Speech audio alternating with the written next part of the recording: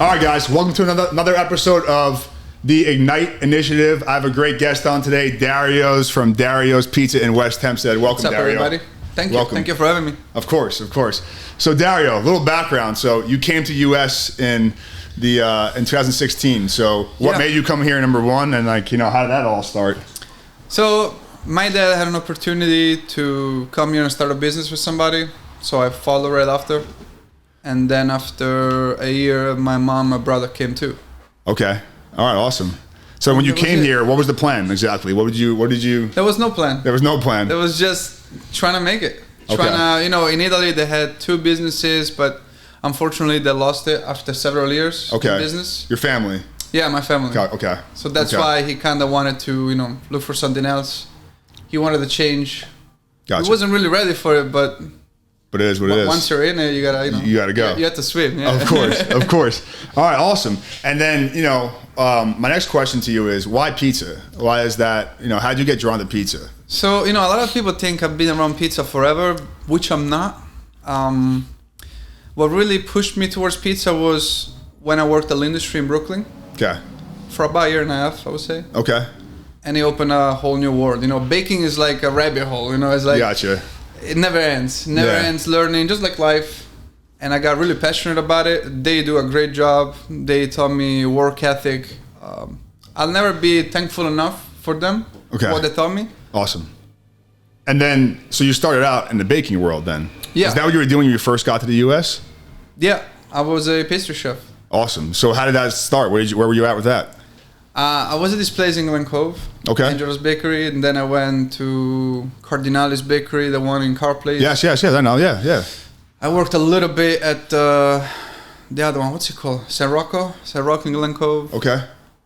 Then I ended up at this other place making cookies for wholesale. I tried to do a cookie wholesale with my dad and my mom. Gotcha.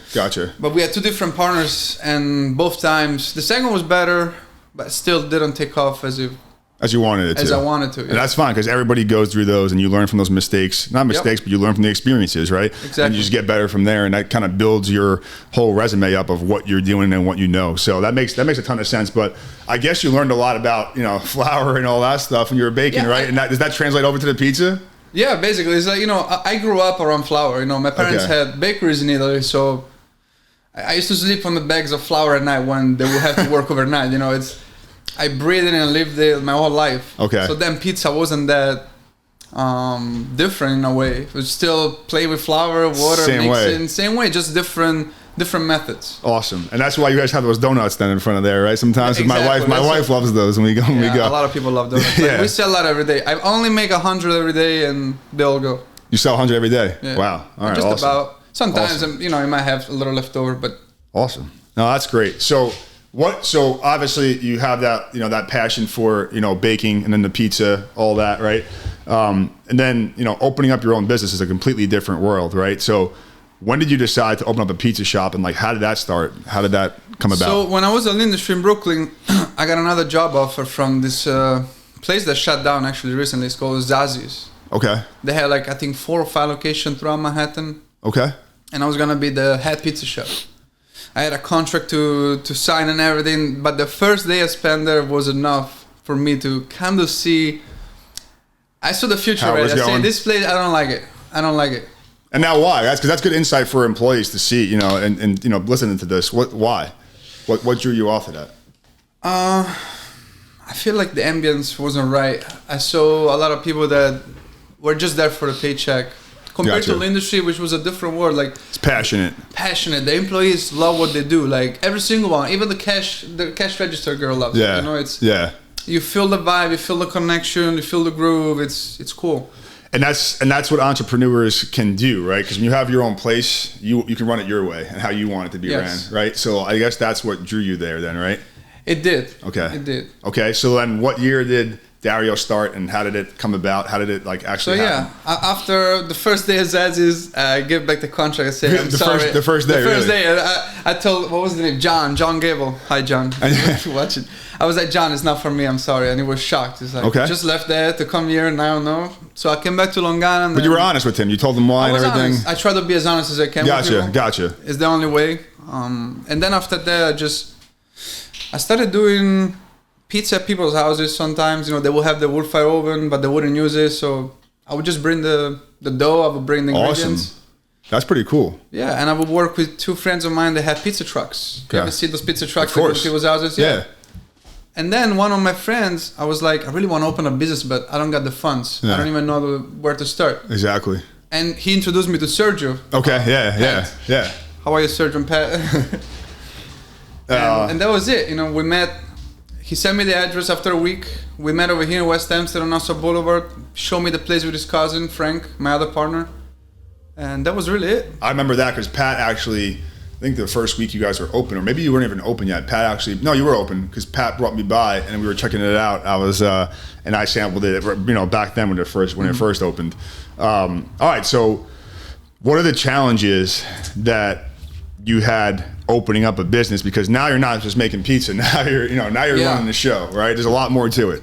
That's the thing that a lot of people don't understand. When you open your business and you're managing it, you're running it, it's not just about what you want to do. Because all I want to do really is just make dough. Just make pizza, right? Make pizza, do creation, do specials, work on the menu, whatever, test out bread. I love that stuff. That's what I like to do. Yeah. But you got to wear all the hats. So you have to. Like today I'm behind the counter, like I told you, because one of my guys quit on Sunday in front of mad people. It was just... Not a good scene. Not a good scene. But, we managed through two guys, me and another guy. You got to do it.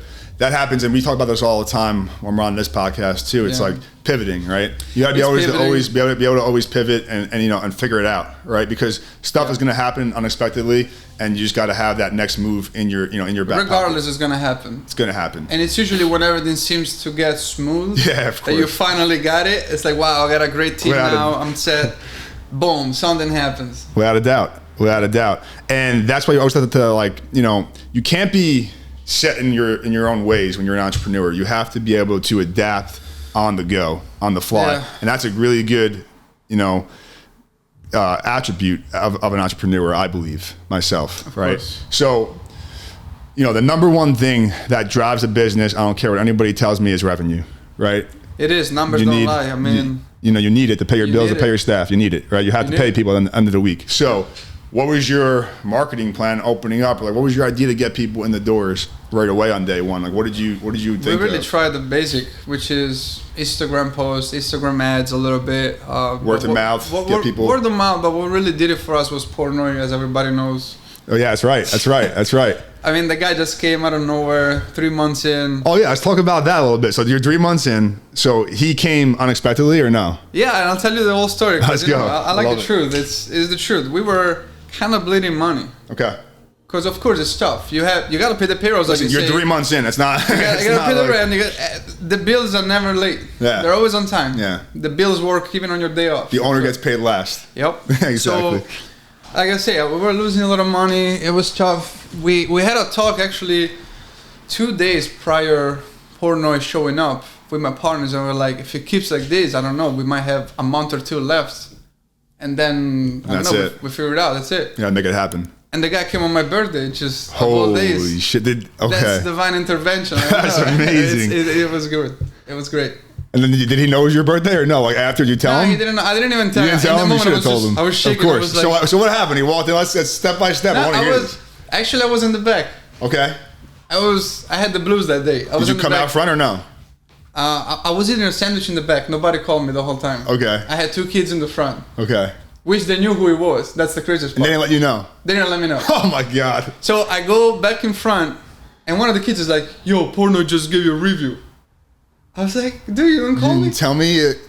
He's like, he just left though. So I start running outside, and I see this black window SUV. I'm like, that's gotta be him. Yeah. I just knock. If you see the review, you see me. I just knock on the window. He opens the window, and the first thing I say was, how was the pizza? And it was like, it's very good. I didn't even ask him for the score. I just asked him how was it. And then he gave you 8.2, correct? It was 8.3. 8.3. That's 8.3, and that's pretty much a 10 out of anybody else's book. So that's awesome. And so did you have a fresh pie ready or no? Did you have a fresh one ready? The pie actually stayed in the box, so I would say 10 to 15 minutes, just about. All right, okay. Because like you say, Long Island traffic, it's it's insane. I moved from another country, and this traffic, it's just painful. Oh, it's the worst. It really is bad. It's especially around here and going towards the city is not good. Yeah. But let's talk about that a little bit. Like pizza, always traveling in the box. Like, is there any way around this? Can we create something to get around this? Because they did, but then too expensive. Too expensive. How are you gonna make money off of it then? I don't know. You have to charge the customer. Why? What is it? What do they create? What is it exactly? I'm not sure, but I remember just seeing something quick about it. I think the material was different. There were they poked some holes here and there. Like the box was able to breathe in and out the steam. So it actually can travel a little bit while keeping it hot. Yeah, you could travel a little longer. That's the worst part with pizza. But at the same time, maybe you could offer an upsell if you want that, the travel box, $5, whatever it is. Yeah, I was thinking about it. I would probably get that if I had a big party and stuff like that. Yeah, for sure I would. I mean, what we're doing for now is we just expanded the store. Okay. Breaking news for everybody. Oh, you did? Okay. Yeah, very, very soon we doubled it. We doubled the kitchen and doubled the dining room. Got it. One store over next to you guys? Yeah. Okay. We leased the space right next to us. It used to be a Jewish temple. Yeah, that's right. That's right. They moved across the street, so I took the chance. Okay. Now, when did Portnoy come? How long ago was that? That was, I would say, a little over a year. So a year ago, you're bleeding money 3 months into business. Yep. And then a year later, basically, you're expanding right now. Yeah, because we're going to hit 2 years in business in February. So what was the biggest change you made from those 3 months you're bleeding money in the beginning to now, besides Portnoy? I mean, obviously he helps, but he's not driving your whole business, obviously. No. So right now we don't really get that much traction from Yeah, exactly. But so what changed? He helped us showcase the product to the people around, because people didn't know. They still don't know a lot of people in the area, which leaves me baffled a lot of times. It's crazy. They come in and they're like, I live 2 blocks away, and in a year and a half I didn't know you were here. Yeah, that's every business, and that's why marketing is so important, because it is. How many pizzerias are in this area? I mean, New York alone, I would say, it's a very saturated market for pizza, especially Italian food in general. 1 mile radius from here is probably 30 pizzerias. Probably. Yeah, there's about probably, no joke though. There's another one opening now. I think it's in Kona. Yeah, there's 30. In Valley Stream.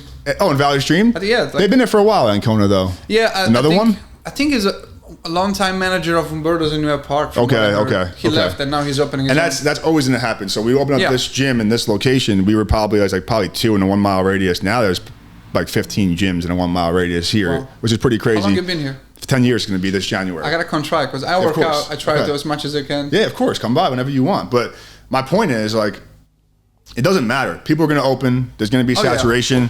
How can your marketing plan and your business stand out from everybody else? That's what's most important. Yeah, you got to be in front of people's faces. Yep. You have to. And you have to showcase a different product your own way. Because at the end of the day, especially in food business, I would say it's all copy and paste. We all do it. I do it. But then you have to also be able to differentiate yourself somehow. Make it your own, For sure.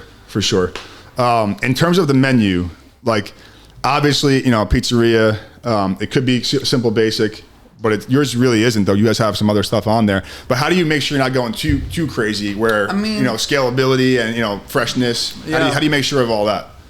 Right now we have a very simple menu. Okay. We don't even have pasta or dishes. So just pizza and donuts then? Is that what it is? Pizza, donuts. Sandwiches? Yeah, we have 5 sandwiches. Very soon I'm going to expand the menu, because now we got more room to prep. Okay. So it's going to be a smoother operation. It's going to give me more time to do specials. But the simplicity is good too, though, right? Because it helps drives. It's easier to control. Exactly.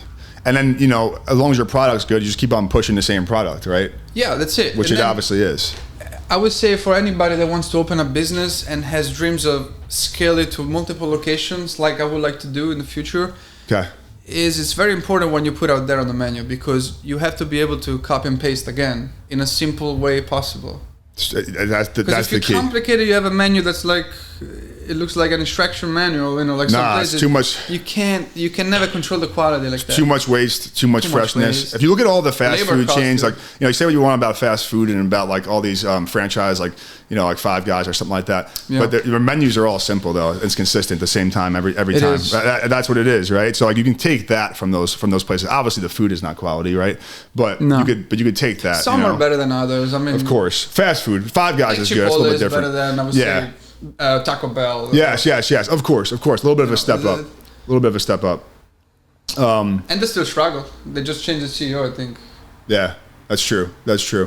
In terms of, like you said, expansion. So what are your plans for for Dario's? Like, what is your vision for Dario's? What do you see it in 5 years? Do you see it as one store opening bigger like you are now, or you want multiple locations? I want multiple locations, but I want it to be still like contained, small, not too big.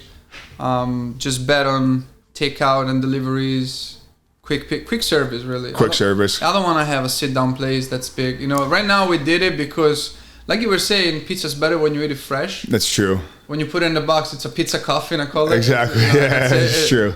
It's true. But I mean, it's still good, so don't stop buying it to go. No, of course. But I picture this central hub to be able to manage the quality, so I can oversee all the production of the dough, of the square, of the sauce, cheese, and then just have a runner that goes place to place, drop off the stuff, have minimal staff. It's a good idea. Lower payrolls. So you'll branch out from where you are now, probably keeping like a 5 to 6 Yeah, that's also the goal. Now it's bigger kitchen, so we can pump out more product. So maybe at the next location we're gonna be able to feed it through somewhere in Nassau County. You're thinking then? Yeah, because leverage the not too crazy rent that we have here, because it's still West Hempstead. I mean, any rent anywhere is crazy, but yeah, like especially in Nassau County. It gives you a limitation in a way. My location, because I feel like now it became more of a destination place. Yes. People come from all over and they ask me, why don't you open in Suffolk? Why don't you open more north? Why don't you open in the South Shore? They think it's easy too, that's why. They think it's easy, but it's not. Yeah, exactly. And it's not hard to open. Yeah. But then run it. And keep it going. And keep it going. So you got businesses too. I know you got food places too. Yeah. Yeah, that's the hardest part. How was that for you? Let me ask you, how was that for you? No, it's all about leadership from the owners, and then staffing correctly, right? And then taking ownership of things that go wrong, you know? So giving the direction, like, you know, if the person at your front counter is not 100% clear on what their, you know, main goal is, then, you know, it's not really their fault. It's actually the owner's fault, right? Like that's kind of where it falls onto, and taking that ownership is the hardest part, but that's important and you have to take it, right? Yeah. That's what we find at least. So in terms of that, like when you do open up multiple locations, I guess your main focus should be, you know, obviously the brand and the product is key, but having a clear, direct plan for your employees and what they have to do, right? It goes beyond that, just food. It goes beyond just food. That's what people don't realize a lot of times. Way beyond it. We don't just have to deal with making sure the food is good, but making sure it's served the right way, making sure the slice is reheated enough. Customer service. They walk in, smiles, all that. You know, like mental health is a real thing nowadays, especially, and I've seen it with different people that had to work for me. A lot of people get anxious with big crowd in front of them. A lot of people get, you know, a little sloppy. They don't know what to do. They start, you know, phasing out in a way. When you see that, what do you do? What is your coaching strategy on that? I always tell them slow and steady. Slow and steady. Slow and steady. Now, do you tell them right away? You wait till after the shift? What do you know, how do you do that? Yeah, I mean, I like to just talk to them as a whole sometimes. Okay. Make sure everybody's on the same page. Yeah. I mean, I'm still learning about managing. I never. Of course, that's. I think you'll forever learn about that. And we have been doing it for 10 years. I think you'll forever learn about that. Because we started with like 4 people, then 5, then 7. Now we're like 8 people. You know, it's. Yeah, it's like you're going in there thinking you're just gonna make pieces every day, but then you learn that that's not gonna happen that way. Unfortunately, you're just gonna keep on. You gotta learn other areas. Like we're telling you, this guy left on Sunday, middle of the shift. And then today I have to be in the corner. I'm looking for somebody else. I mean, it's never ending. So you got to prospect for a new person, and you got to run the business in a different way right now. That's the reality. Basically, that's the reality. Yeah, Dario, that's awesome, and it's really cool because you know, people in the town are always talking about you guys, and it's cool to see a new business and they're succeeding, and we're all happy for you guys. Thank you. You know, if you were a young person today, you know, take yourself back 10 years right now, starting again, what would you tell yourself or a young person today that's, you know, starting a business in the pizza industry or any food industry or anything like that? What would you tell them, you know, your main advice, or tell yourself back 10 years ago? Learn how to let go of things. Don't let them wait on you too much, and just stay focused on the end goal. Gotcha. Because some days you're gonna feel like, why am I doing this? For sure. And multiple days, I would say, you know, it's like 5 out of 7. Because you're not gonna make money for a while, you know. And that's another thing. People have a perception. They see a line out the door sometimes, and they think you're just printing money. Yeah, of course. You just have it easy. But they don't see your payroll. They don't see the overhead, the electric, all the product cost. They don't see all that. And what really bothers me sometimes is when you make a mistake as a small business, and they leave a 1-star review. They say, I'll never be back, and all that. And then maybe they go to Starbucks and they mess up their order more than once, and they keep going back. Keep going back. To support a huge corporation when you should support small businesses like us. Yeah, that is the we truth. pay taxes for the communities, for... And the reality is, Dario, if that person would have came to you and told you, you would have fixed it. I would have fixed it. Made it up to them, That's a good point. That's the reality. Just come in, talk to me, call me, shoot me a text, whatever you want to do. Because that stuff matters. Yeah, the reviews matters. People look at that stuff. Review. I'll be more than happy to replace your pie or give you the money back or work it out with you somehow. Do you guys do anything specifically to attract more reviews? Do you guys do anything in place? Real quick. Plus, that's give me the feedback to know what I have to fix. For sure. So if you just leave a 1-star review saying pizza sucks, I'll never be back, it's not helping. No. You're not helping nobody. That's not helping at all. For the traffic, still, we're just betting on Instagram. I mean... No, but I'm saying for people that come in, do you do anything to get some reviews, like to increase the review volume, or no? Anything you guys have in place? I was thinking about. I don't know really yet what to do for that. That's some things that we do at Ignite, actually, so we could help you out with that. We like to increase that, because the main thing is, right, number one, people are going to look there for social proof. They're going to see it. The more reviews, the better. And then number two, Google's going to rank you higher the higher you get it. So something we can talk about after this. I'm happy. So far, we got like almost 300, I think, reviews, 4.6 stars. No, that's great. Listen, that's great. That's great. Yeah, man. And then could be better. No, of course. But still, I'm happy with it. Of course, you should be happy for it. That leads into the next part of you're coming from another country into the U.S., creating your own business. Living the American dream, literally. You should. How do you feel about that? You should feel very proud of what you accomplished. Take a step back and look back at it. I do. A lot of people always tell me when I tell them I'm 27, he's like, oh, you're so young. I have a family. I have another daughter coming now. Nice. I have a 2-year-old already. Congrats. So yeah, I'm trying to learn to be a dad, to be a husband, to be a business owner all at once. It's some tough. days it's tough. It's tough. So it's tough to look back and be, acknowledge your success and then still be hungry for the future, right? You have to keep that fine line. Because it happened to me in the past almost 2 years. I did get comfortable a few times, It happens. After the Portnoy, I got comfortable. Yeah, it happens. On top of the world. Happens to everybody. Then it leveled down, and I said to myself, wow, magic is out. I got to do something else. What I like to do is, and it's something I started about 4 years ago, so I understand that feeling. And when I have something that I accomplish and I recognize it in the business world, the next morning I like to do something insanely hard, whether it's physical, mostly it's physical. Nice. I like to wake up and just kind of do something extremely hard and remind myself and just humble myself again. So you keep on doing that. That's working out. That will keep you going. It's crucial. It is crucial. For mental health. Oh, for mental health, of course. That's why I work out 5 times a week. Yeah. I try to squeeze in at least 40 minutes every morning. It's going to keep you going. Because if you don't do that, you're going to feel like shit the rest of the whole day. Yeah, I feel like shit all week. Awesome, Dario. So where can everybody find you? I know obviously at Dario's in West Hempstead. Instagram, what's the Instagram account? Let everybody know. Just Dario's Pizza. Dario's Pizza. Dario's Pizza. Awesome. I really appreciate you coming on. Thank you very much. Thank you for having me. Thank you.